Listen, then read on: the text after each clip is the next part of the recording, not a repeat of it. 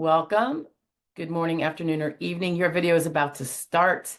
I just wanted to invite you to take a moment with me to remember our deployed military members who cannot be home like most of us can be. It is a cause that is near and dear to my husband's heart and therefore my own as well. And if you feel like it, take a moment with us.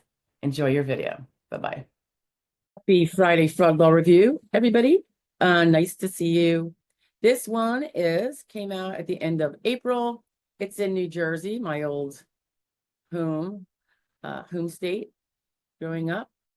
This took place in Monmouth County, a resident of Monmouth County, and this person has been sentenced to 16 years in prison.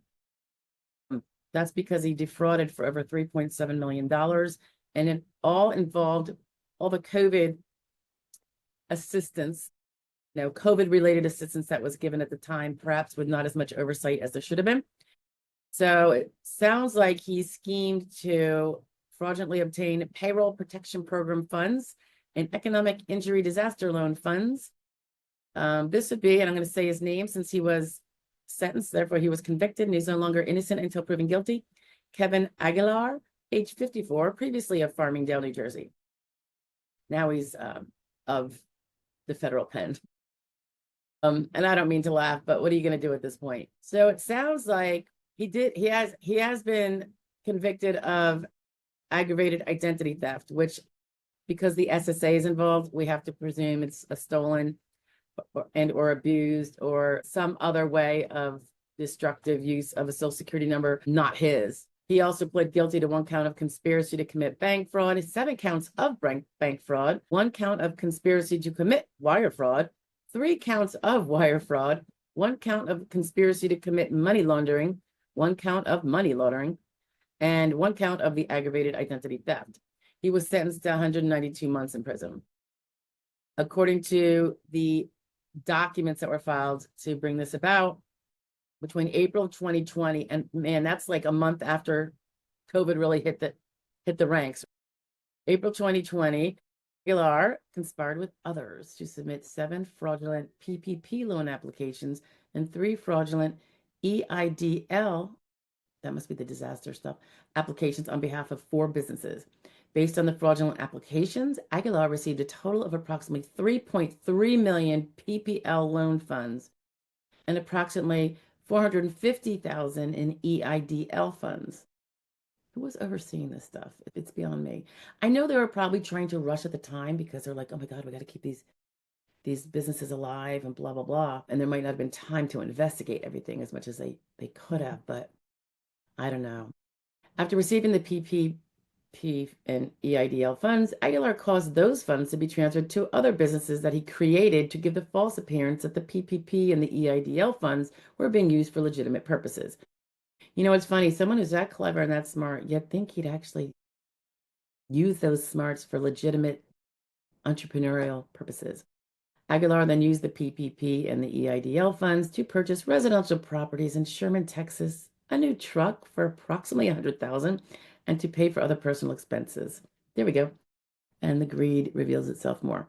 In addition to the prison term, Judge Shipp sentenced Aguilar to 5 years of supervised release and ordered him to pay the $3.7 million in restitution, as well as a forfeiture money judgment of the same amount, the $3.7 million. Judge Shipp also ordered the forfeiture of approximately $1.5 million that law enforcement seized from 12 bank accounts, as well as the 3 real properties in Sherman, Texas. Oh, so he didn't just buy a house in Sherman. He bought 3. Yeah, this is a whole big joint effort by a variety of special agents, including in the FDIC, that's the Federal Deposit Insurance Corporation, that Office of Inspector General, the IRS Criminal Investigation Area, the special agents of the SSA, in particular the OIG, which is what we're reporting on here. And let's see who else. Postal inspectors were involved in this investigation. The Federal Housing Finance Agency. What if he tried to take out mortgages to buy these properties? Let's see. And the attorney's office in the District of New Jersey, obviously. Wow. It's quite a large thing here. All right. You see, when we don't have a secure Social Security processes and procedures. It's because of that that they can actually do these things, because they can get their hands on Social Security numbers that may or may not be theirs. Generally, they're not, or they could be of, yes, deceased people. So even though they're not taking Social Security monies, they are using the Social Security number to go rip off other entities, including COVID relief funds, bank fraud, defrauding other innocent people. We see this all the time. So when people say, oh, there's no report that those 6 million numbers were used to steal Social Security funds. Yeah, and so that's just like one little piece that could be stolen. There's so many things that can be done with the Social Security number. All right, enough on that. Have a great weekend, guys. I'll talk to you later.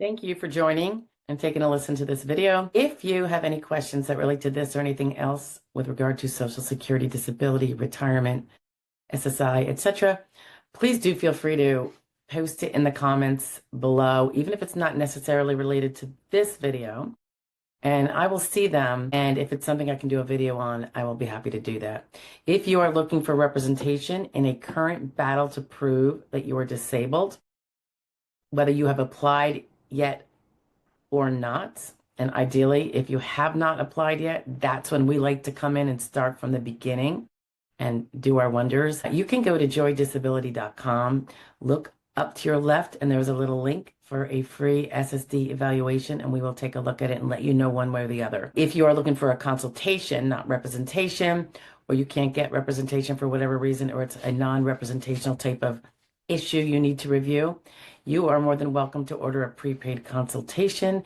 It will be with me personally, and that link is on that same page, joydisability.com, but over on the upper right.